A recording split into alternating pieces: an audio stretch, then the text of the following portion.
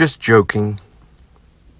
Ephesians chapter 4, verse 29 says, "Do not let any unwholesome talk come out of your mouths, but only what is helpful for building others up according to their needs, that it may benefit those who listen." Have you ever noticed that kids say some of the funniest things?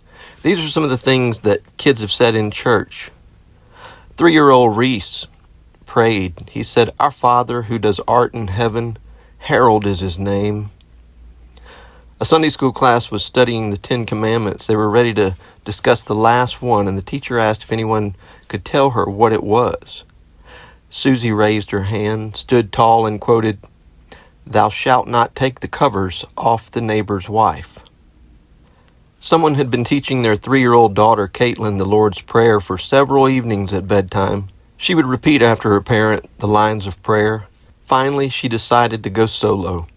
The parent listened with pride as she carefully enunciated each word, right up to the end of the prayer. "Lead us not into temptation," she prayed, "but deliver us some email. Amen." One particular 4-year-old prayed, "And forgive us our trash baskets as we forgive those who put trash in our baskets." 6-year-old Angie and her 4-year-old brother Joel were sitting together in church. Joel giggled, sang, and talked out loud. Finally, his big sister had had enough. "You're not supposed to talk out loud in church." "Why? Who's going to stop me?" Joel asked.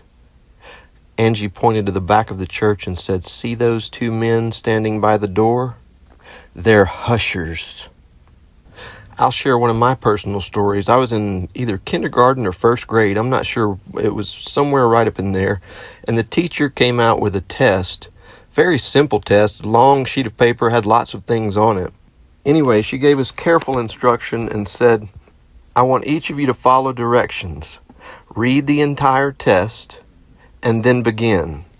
I believe I've always been kind of a competitive sort, and when she said that, I wanted to be the first to finish.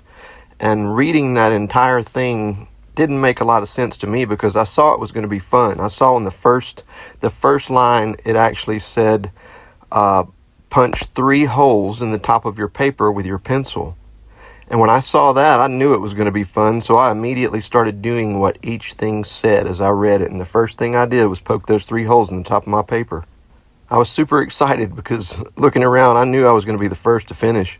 And I got to the very last instruction on the page, and it said, "Don't do anything except write your name on the line at the top of this page and turn it in." I remember that all the way through the test, I was completely excited about winning. And then at the very end, I had a feeling in my stomach and I had miserably failed. I could have erased everything on the page if I wanted to, but it wouldn't have undone the 3 holes that I poked in the top of that page. Have you ever done or said something that you wish you could take back? It's bad enough when we do it to our family, our friends, or the people around us. It's worse when we do it to the God who created us and loves us.